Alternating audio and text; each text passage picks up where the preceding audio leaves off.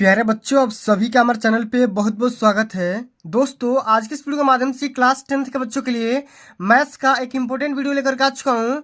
और बच्चों, इस वीडियो के माध्यम से मैं आप सभी के लिए कक्षा 10 गणित के टॉप 20 बहुविकलीय प्रश्नों को लेकर के आ चुका हूँ, जो कि बोर्ड परीक्षा 2024 के पॉइंट ऑफ व्यू से बहुत ज़्यादा हेल्पफुल होने वाला है। और यकीन मानिए कि इस वीडियो के देखने के बाद आप सभी का मैथ से डर खत्म हो जाएगा। और अब की बार 2024 बोर्ड परीक्षा में मैथ में जो भी आपका एमसीक्यू पूछा जाएगा वो इसी वीडियो से पूछा जाएगा। इससे बाहर एक भी प्रश्न नहीं आएगा, ये मैं दावे के साथ बोल सकता हूँ। ठीक है, तो आप सभी से हम्बल रिक्वेस्ट है, इस पूरे वीडियो को शुरू से लेकर के अंत तक जरूर देख लेना।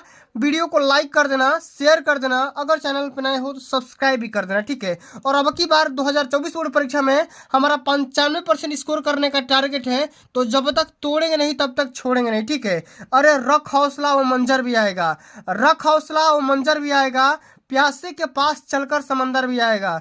थक कर न बैठ ये मंजिल का मुसाफिर, तुमको मंजिल भी मिलेगी और मंजिल मिलने का मजा भी आएगा। ठीक है, तो ये वीडियो क्लास 10th के बच्चों का होने वाला है और इस वीडियो के माध्यम से 2024 बोर्ड परीक्षा के लिए महत्वपूर्ण वायरल प्रश्न लेकर के आ चुका हूँ और यही सब सारे क्वेश्चन बोर्ड के पेपर में आने वाले हैं। ठीक है, आइए सबसे पहले हम एक ही क्वेश्चन को हल करेंगे। ठीक है, और हमारा पहला यहाँ पे प्रश्न पूछा गया है कि निम्न में से कौन सा सह अभाज्य संख्याओं का युग्म है। अच्छा बताओ, युग्म का मतलब होता है जोड़ा। युग्म का मतलब क्या होता है? जोड़ा, कपल। ठीक है, क्या होता है? कपल। तो मैंने ऐसा कौन सा कपल है जिनको आप सह अभाज्य संख्या बोल सकते हो। अब देखो, बहुत सारे बच्चों को सह अभाज्य का मतलब नहीं पता चल रहा होगा, तो ऐसी संख्याओं का जोड़ा। ठीक है, क्या बोल सकते हैं? ऐसी संख्याओं का जोड़ा जिनका मसा HCF, ठीक है, एक होता है। ठीक है, क्या बोलेंगे? ऐसी संख्याओं का जोड़ा जिनका मसा अगर निकालोगे, महत्तम समवर्तक निकालोगे तो एक आएगा, उन संख्याओं को हम बोल सकते हैं सह अभाज्य संख्या। समझ आ गया? आइए अब बताओ, 14 और 35 का मस्सा निकालोगे 7 आ जाएगा, 18 और 25 का मस्सा निकालोगे यहाँ पे 1 आएगा। ठीक है, इसी प्रकार 31 और 93 का मौसा निकालोगे तो 31 आ जाएगा, और 32 और 62 का यहाँ पे मौसा निकालोगे तो 2 आ जाएगा। ठीक है, तो यहाँ पे देखो, आपसे भी से ये पूछा जा रहा है कि आपको सह अभाज्य संख्या छांटना है और उनको OMR आंसर शीट में हल करना होगा। ठीक है, तो मैंने क्या बताया था बाबू कि ऐसी दो संख्याएं जिनका मौसा क्या आना चाहिए? एक आना चाहिए। ठीक है, इनका मौसा क्या आना चाहिए? एक आना चाहिए, इसलिए हमारा जो सेकंड ऑप्शन होगा वो यहाँ पे राइट आंसर हो जाएगा। ठीक है, यहाँ पे बी नंबर ऑप्शन यहाँ पे बिल्कुल राइट आंसर हो जाएगा, तो आप इसको टिक कर लेना। ठीक है, चलो अब आगो, अगला हमारा जो क्वेश्चन पूछा गया बच्चा, इसमें यह पूछा जा रहा है कि 15, 18 और 24 का लसा बताइए। ठीक है, 90 होगा कि 120 होगा कि 240 होगा कि 360 होगा। तो ये तो अब हमको निकालना पड़ेगा कि 15, 18 और 24 का लसा क्या होगा। तो जाहिर से बात है, सभी को पता होगा कि लसा दो प्रकार के विधियों से निकालते हैं, तो मैं आपको 60 विधि यहाँ पे बताने वाला हूँ। ठीक है, कि लसा कैसे बोर्ड के पेपर में अगर MCQ में आएगा तो कैसे निकाल सकते हो। तो सबसे पहले आपको क्या करना है, यहाँ पे 2 से कटा दो, ये 15 हो जाएगा, ये 9 हो जाएगा, यहाँ पे 12 हो जाएगा। फिर आपको 2 से कटा देना है, ये 15 हो जाएगा, ये 9 हो जाएगा, ये 6 हो जाएगा। आपको 2 से कटा दो, फिर से ये 15 हो जाएगा, ये 9 हो जाएगा, ये 3 हो जाएगा। अब 3 से कटा दो, ये 3 बजे 15, ये 3, ये 1 हो जाएगा। ठीक है, अब फिर आप 3 से कटा दो, ये 5 हो जाएगा, ये 1 हो जाएगा, ये भी 1 हो जाएगा। ठीक है, फिर यहाँ पे 5 से कटा दो, 1 1 1। ठीक है, जब जब 1 1 आ जाए तो छोड़ दो। अच्छा, इसी का कैलकुलेशन निकाल लो, 2 दूनी के 4 दूनी 8 और 3 के 24 और 24 5 120 और 120 यहाँ बढ़ती 60, 360 होता है। ठीक है, तीनों का आपस में सभी का गुणा करोगे तो 360 निकल कर आ जाएगा। यानी कि हम ये बोल सकते हैं कि 15, 18 और 24 का जो लसा निकल कर आएगा वो यही संख्या आएगी, 360 आएगा, और हमारा यहाँ पे चौथा ऑप्शन यहाँ पे बिल्कुल राइट आंसर हो जाएगा। ठीक है, चलो इसी प्रकार अगला जो कि हमारा क्वेश्चन इंपॉर्टेंट क्वेश्चन पूछा गया है, कई बार ये बोर्ड के पेपर में आता है, द्विघात समीकरण से हमेशा क्वेश्चन ज्यादा आता है। ठीक है, क्वेश्चन बोल रहा है कि यदि समीकरण 2x² minus 8x plus C is equal to 0 का मूल बराबर है तो सी का मान निकालिए। अच्छा, जब देखो कभी भी कंडीशन अगर बोल देगा कि जो मूल बराबर होंगे, तो मूल बराबर होने का जो प्रतिबंध होता है ना बच्चा, वो होता है b² बराबर 4ac होता है। ठीक है, ये हमेशा कंडीशन होता है। ठीक है, अच्छा यहाँ पे इस इक्वेशन से a का मान निकालो तो 2 आएगा। ठीक है, b का मान निकालोगे तो -8 आएगा, और c का मान तो इसमें c दिया ही है। ठीक है, जो कि आपको बताना है। ठीक है, अच्छा यहाँ पे b का मान रखो, -8 का स्क्वायर कर दो। ठीक है, यहाँ पे 4, a का मान यहाँ पे 2 है और c का मान c रखो। ठीक है, तो क्या हो जाएगा, 8 × 64 और बराबर हो जाएगा, ये हो जाएगा 8c। 8 से कटा दो 8 बार में, तो c का मान यहाँ से क्या आ जाएगा, 8 आ जाएगा। c का मान क्या निकल कर आएगा, 8 आएगा। यहाँ पे चौथा ऑप्शन यहाँ पे बिल्कुल राइट आंसर हो जाएगा। अगर समझ में आ रहा है वीडियो तो एक बार प्यार से जय बजरंगबली का नाम लेकर के वीडियो को लाइक कर दो। चैनल पर अभी तक नए हो तो सब्सक्राइब कर लो, ठीक है, क्योंकि मैं आप सभी के लिए इतना मेहनत कर रहा हूँ तो आपका भी तो एक दायित्व तो बनता है कि वीडियो को लाइक करो, शेयर करो और चैनल पर नए हो सब्सक्राइब कर दो, ठीक है। चलो अगला हमारा क्वेश्चन पूछा गया बच्चा कि यदि 1/x² + 6 का मान 1/10 है तो x का मान निकालिए। अच्छा, कई बार क्वेश्चन बोर्ड के पेपर में आया है कि यदि 1 में x² + 6 बराबर 1/10 है, ठीक है। अच्छा, इसमें x का मान निकालना है तो क्या करो, आप तिर्य गुणा कर दो, ठीक है। तो क्या हो जाएगा, एक में करो कोई मान में अंतर नहीं आएगा, तो ये हो जाएगा x² + 6 बराबर 10 आ जाएगा, ठीक है। तो क्या होगा, x² बराबर ये 10 - 6 लिख सकते हो, ठीक है। इसी प्रकार लिख सकते हो x² बराबर 4, ठीक है। अब दोनों पक्ष का रूट निकाल दो, वर्गमूल निकालो, तो x का मान यहाँ पे +-2 आ जाएगा, आप सभी लोगों को पता होगा, ठीक है। तो x का जो मान आएगा +-2 आएगा, यहाँ पे सेकंड ऑप्शन यहाँ पे बिल्कुल राइट आंसर हो जाएगा, ठीक है। इस प्रकार हम बोर्ड के पेपर में हल करेंगे, सॉल्व करेंगे, ठीक है। चलिए अब अगला हमारा जो क्वेश्चन पूछा गया बच्चा, ये क्वेश्चन पूछ रहा है कि मूल बिंदु -6, 8 की मूल बिंदु से दूरी बताइए। एक पॉइंट दिया गया है, ठीक है। इस पॉइंट का मूल बिंदु से दूरी बताना है कि मूल बिंदु से दूरी क्या होगा। निर्देशांक ज्यामितीय क्वेश्चन है, ठीक है। इससे मान लो यहाँ पे मैं बनाना चाहूंगा, ठीक है। यहाँ पे कोऑर्डिनेट बना दिया, मूल बिंदु का निर्देशांक 0, 0 होता है, आप सभी को पता होगा, ठीक है। अच्छा, यहाँ पे कोई एक पॉइंट है, ठीक है, कोई पॉइंट है यहाँ पे -6, 8 है, ठीक है। आप बता लो, कुछ भी रख सकते हो, कोई दिक्कत नहीं है, ठीक है। तो अच्छा, इसी दोनों बीच की दूरी बताना है। डी का मान मान लो कि आपको बताना है, ठीक है, डी का मान, ठीक है। दूरी से आपको डी से डिनोट करते हैं, तो इसी का मान निकालना है। तो ये होता है x2 - x1 का होल स्क्वायर प्लस में y2 - y1 का होल स्क्वायर होता है। दोनों का रूट निकाल दो, ठीक है। तो ये हो जाएगा -6 का, अच्छा जोड़ोगे या घटाओगे कोई अंतर नहीं आएगा, और प्लस में 8 का, ठीक है। जब मूल बिंदु का निर्देशांक 0, 0 होगा तो वहाँ पे जो डी का मान होता है ये हो जाता है x² प्लस में y², ठीक है, x² प्लस में y², ठीक है। तो डी का मान क्या आएगा, 36 और प्लस ये 64, यानी कि डी का मान आ जाएगा रूट में 100। अच्छा, रूट में 100 का मान क्या होता है, 10, ठीक है, 10 इकाई, क्या हो जाएगा, 10 इकाई निकल करके आ जाएगा, ठीक है। यहाँ पे तीसरा ऑप्शन यहाँ पे बिल्कुल राइट आंसर हो गया, ठीक है। इसी प्रकार हल करना है। चलो आगे बढ़ जाते हैं। इसी क्रम में अगला जो हमारा क्वेश्चन पूछा गया बच्चा कि यदि tan a का मान 4/3 दिया है तो cos a का मान निकालिए, ठीक है। कैसे निकालेंगे तो ध्यान से समझो, ठीक है। कई बार ये बोर्ड के व्यू में आ चुका है tan a, ठीक है। अच्छा, यहाँ पे देखो, एक होता है लाल और एक होता है KKA, कक्का, ठीक है। लाल बटे में कक्का, अच्छा ये वाला जानते हो कि नहीं, यहाँ पे होता है, ठीक है, ये बटे में कर दोगे तो यहाँ पे होता है साइन, यहाँ पे होता है कास, यहाँ पे होता है tan, ठीक है। अच्छा, tan a मतलब कि लंब बटे में आधार, ठीक है। tan a का मान दिया है, ठीक है, लंब बटे में आधार, ठीक है, दिया है 4/3। l का मान यहाँ पे 4 हो जाएगा और यहाँ पे a का मान 3 हो जाएगा, ठीक है। इसी से एक ट्रेंगल का रचना कर लो, ठीक है। इसमें लंब दिया है 4, आधार दिया है 3, तो यहाँ पे कर्ण का मान जाहिर सी बात है 5 होगा, पाइथागोरस का प्रमेय लगाओगे, ठीक है। अब से पूछ रहा है cos a का मान निकालो। अभी मैंने बताया cos a बराबर क्या होता है, आधार बट्टा में कर्ण, ठीक है। तो आधार क्या है बाबू, आपका आधार आपका है 3 और कर्ण क्या है 5, ठीक है। तो क्या हो जाएगा, cos a का मान 3/5 हो जाएगा, ठीक है। तो इस प्रकार आपको हल करना है, 3/5, यहाँ पे सेकंड ऑप्शन यहाँ पे बिल्कुल राइट आंसर हो जाएगा, ठीक है। क्या होगा, सेकंड ऑप्शन यहाँ पे राइट आंसर हो जाएगा, ठीक है। चलो इसी प्रकार अगला हमारा क्वेश्चन दिया गया है कि 2 tan 30 अपन में 1 - tan² 30 का मान निकालिए। तो tan 2a का फार्मूला होता है tan 2a बराबर, यानी कि tan 2a मतलब tan 60 अंश का मान, ठीक है।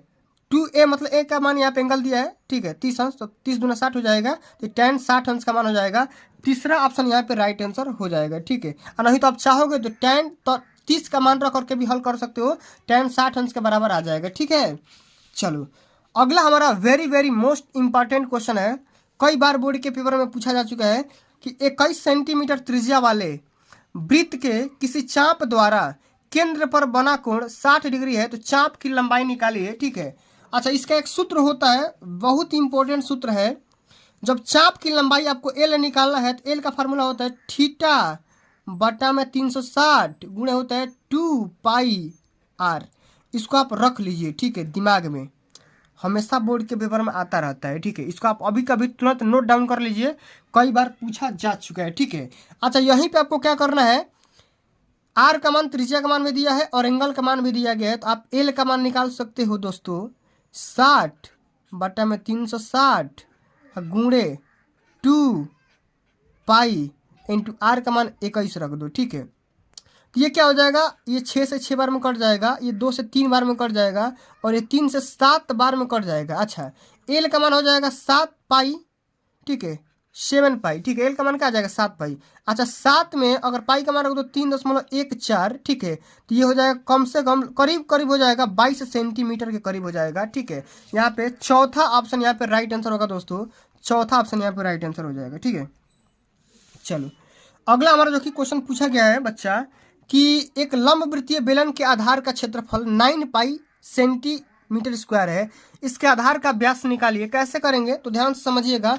आधार का क्षेत्रफल, कोई भी लंबवृत्तीय बेलन है, ठीक है कोई भी लंबवृत्तीय बेलन है, बेलन ऐसे बनाते हैं, ठीक है। अच्छा लंबवृत्तीय बेलन का आधार का क्षेत्रफल दिया है, ठीक है आधार मतलब ये बेस। अच्छा लंबवृत्तीय, लंब है तो कैसा होगा, वृत्त के आकार का होगा, तो वृत्त का क्षेत्रफल क्या होता है पाई आर स्क्वायर, और इसी के स्क्वायर का मान दिया है 9 पाई। अच्छा पाई से पाई कैंसिल आउट कर दोगे तो आर स्क्वायर बराबर 9 हो जाएगा, तो आर का मान यहाँ से 3 सेंटीमीटर निकल करके आ जाएगा। ठीक है, आर का मान यहाँ से 3 सेंटीमीटर निकल करके आ जाएगा। अच्छा आपसे पूछा गया है कि आधार का व्यास निकालिए बाबू, यहाँ पे 3 सेंटीमीटर, ये तो रेडियस आ गया, आपको व्यास निकालना तो इसी का दोगुना कर दो ना, 6 सेंटीमीटर निकल करके आ जाएगा। ठीक है, चौथा ऑप्शन यहाँ पे बाबू राइट आंसर हो जाएगा। ठीक है, चौथा ऑप्शन। चलो आगे बढ़ जाते हैं। अगला हमारे क्वेश्चन पूछा गया है 1 से 15 तक की सम संख्याओं का समांतर माध्य निकालिए। कैसे करेंगे, समांतर माध्य निकालने का फार्मूला भी होता है n+1/2। तो n+1/2 मतलब कि क्या होता है बच्चा, n का मान यहाँ पे 15 रख दो और यहाँ पे 1/2 यानी कि 16/2 यानी क्या हो जाएगा 8 हो जाएगा। ठीक है, यानी कि 1 से लेकर के 15 तक की सम संख्याओं का जो समांतर माध्य होगा वो 8 होगा। ठीक है, सेकंड ऑप्शन यहाँ पे बिल्कुल राइट आंसर हो जाएगा। ठीक है, चलो इसी प्रकार अब हम बढ़ेंगे अगले नंबर क्वेश्चन की तरफ। अगला नंबर क्वेश्चन इससे भी ज़्यादा इंपॉर्टेंट है कि 1 से लेकर के 9 तक की प्राकृतिक संख्याओं का समांतर माध्य क्या होगा। सेम टू सेम वही वाला क्वेश्चन है, प्राकृतिक संख्या बोले या सम संख्या बोले, समांतर माध्य n+1 और बटे का 2 ही होता है।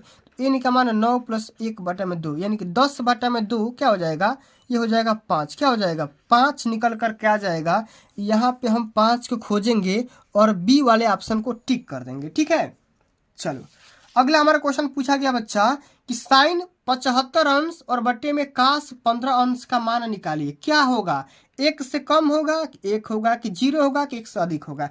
अच्छा साइन 75 अंश का मान, ठीक है यहाँ पे देखो, अच्छा आप एक अनुपात पढ़े होगे, साइन 90 - थीटा बराबर, कितने बच्चों को पता है कि ये कास थीटा के बराबर होता है। पहले मेरे को ये कमेंट बॉक्स में छाप करके बताओ कितनों को पता है साइन 90 - थीटा बराबर कास थीटा होता है। अच्छा हमको अगर लिखना होगा साइन 75 अंश का मान लिखना होगा, ठीक है, तो मैं यहाँ पे बोल सकता हूँ साइन 90 - 75, ठीक है 90 डिग्री -75। अच्छा ये क्या हो जाएगा, कास क्या हो जाएगा, कास 75। ठीक है, हो जाएगा कि नहीं होगा पहला बताइए। ठीक है, ये कास 75 अंश के बाद बराबर होगा कि नहीं होगा, साइन 90 माइनस, अच्छा 90 माइनस मतलब कहने का सेंस यहाँ पे हुआ कि साइन इसको घटा देंगे तो 15 अंश और यहाँ पे हो जाएगा कास 75 अंश। तो हम ये बोल सकते हैं बाबू कि साइन जो 15 अंश का जो मान होता है ना, कास 75 अंश के बराबर होता है, या कास 75 अंश का मान जो होता है साइन 15 अंश के बराबर होता है। ठीक है, तो यहाँ पे दोनों का मान सेम जब हो गया तो सेम संख्या आपस में जब भाग करोगे तो कट जाएगा और हमेशा क्या होगा 1 के बराबर आएगा। क्या होगा 1 के बराबर आएगा। ठीक है, सेकेंड ऑप्शन यहाँ पे राइट आंसर होगा। चलो आगे बढ़ते हैं। अगला हमारा क्वेश्चन पूछा गया है कि एक परिमेय संख्या का दशमलव प्रसार क्या होता है, अशांत, शांत या उपयुक्त दोनों या कोई नहीं। तो एक परिमेय संख्या का जो दशमलव प्रसार होता है वो शांत और अशांत दोनों हो सकता है बाबू। कैसे होगा तो ध्यान से समझिएगा। अगर मैंने बोला कि 1/2 लिखना है, इसका मतलब 0.5, ये तो शांत हो गया बाबू, रुक गया। ठीक है, लेकिन अगर मैं यही बोलूँगा कि 1/3, दोनों परिमेय संख्या है, दोनों परिमेय संख्या, लेकिन 1/3 का मतलब पॉइंट में 3 इनफाइनाइट में जा सकता है, तो इसी को हम बोलेंगे अशांत दशमलव। ठीक है, अशांत आवर्ती। ठीक है, अशांत बोलेंगे और ये हो गया शांत। तो किसी भी परिमेय संख्या का जो दशमलव प्रसार होता है वो शांत भी हो सकता है और अशांत भी हो सकता है। ठीक है, तो दोनों ऑप्शन यहाँ पे राइट आंसर होगा। चलो अगला हमारा क्वेश्चन पूछा गया है कि एक शून्येतर परिमेय संख्या और अपरिमेय संख्या का गुणनफल क्या होता है। तो शून्येतर मतलब जिसका मान शून्य नहीं होता है, तो हमेशा अपरिमेय संख्या होगा। कोई भी, जैसे मान लो यहाँ पे 2 परिमेय संख्या और √2 में गुणा कर दो, 3 से गुणा कर दो तो √3 × 2 आ जाएगा। ठीक है, तो ये भी क्या होगा, परिमेय होगा। ये परिमेय, ये अपरिमेय, तो ये भी क्या होगा, अपरिमेय ही होगा। तो किसी भी परिमेय और अपरिमेय का जो गुणनफल होता है वो क्या होता है, हमेशा के लिए अपरिमेय ही होता है। ठीक है, चलो अगला क्वेश्चन हमारा पूछा गया है कि 2 गोलों के आयतनों का अनुपात 64:27 है। ठीक है, तो उनके पृष्ठीय क्षेत्रफलों का अनुपात निकालिए। कैसे करेंगे तो ध्यान से समझो।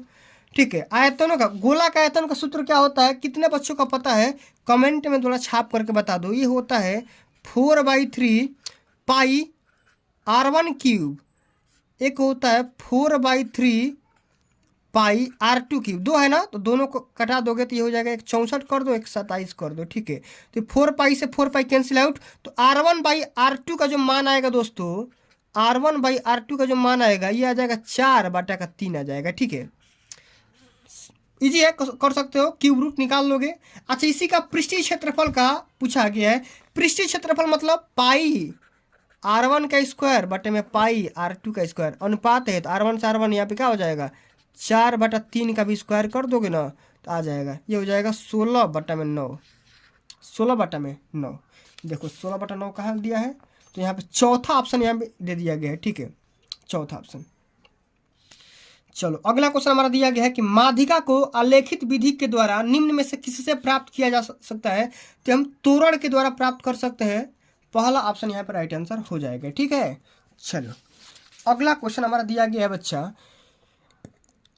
कि किसी पूर्णांक m के लिए प्रत्येक धनात्मक सम पूर्णांक का रूप क्या होता है। ठीक है, m के लिए 2m+1 का रूप होता है। ठीक है, हमेशा के लिए होता है, ये 2m+1 का रूप होता है। अच्छा, अगला क्वेश्चन हमारा दिया गया है बच्चा कि समीकरण 2x² + 5x + 4 = 0 का मूल समान होंगे। अच्छा, इसका जब मूल समान होगा तो बताना परिमेय अपरिमेय बराबर होगा और समान होगा। यही फालतू क्वेश्चन बोल रहा है, तो कैसे हल करोगे तो ध्यान से समझो। अच्छा, मूल समान होने का मूल कौन सा होंगे, तो सबसे पहले इसको हल करिए। ठीक है, तो यहाँ पे हल करते हैं। 2x² + 5x + 4 = 0 दिया गया है। अच्छा, 4 दूना 8, इसको हल करना है। ठीक है, तो हमको गुणा करके 8 लाना है और जोड़ के या घटा के हमको 5 लाना है। तो कैसे हल करोगे बताओ।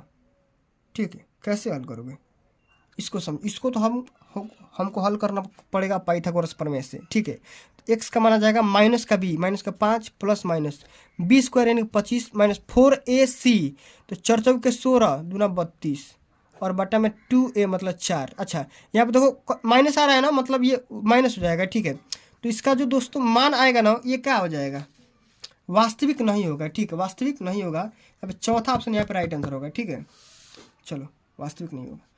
अगला क्वेश्चन पूछा गया कि sin² 60 अंश माइनस sin² 30 अंश का मान निकालिए। तो sin 60 का मान क्या होता है, sin 60 अंश का मान होता है √3/2, स्क्वायर कर दो, और sin 30 का मान होता है 1/2, तो हो जाएगा 3/4 -1/4, ये हो जाएगा 2/4, मतलब कि हो जाएगा 1/2।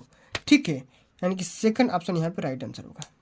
ठीक है, चलो अगला क्वेश्चन जो कि हमारा अंतिम नंबर क्वेश्चन है और पूछा जा रहा है कि यदि 3 काट a = 4 तो सेक a का मान निकालिए। तो दोस्तों यहाँ पे काट a का मान निकाल सकते हो 4/3, कर सकते हो कि नहीं बताओ। अच्छा, काट a का मान 4/3 हो सकता है, तो tan a का मान क्या हो जाएगा 3/4। अभी मैंने बताया था tan a बराबर क्या होता है, लंब बटा आधार। तो लंब यहाँ पे हो जाएगा 3 और आधार हो जाएगा 4।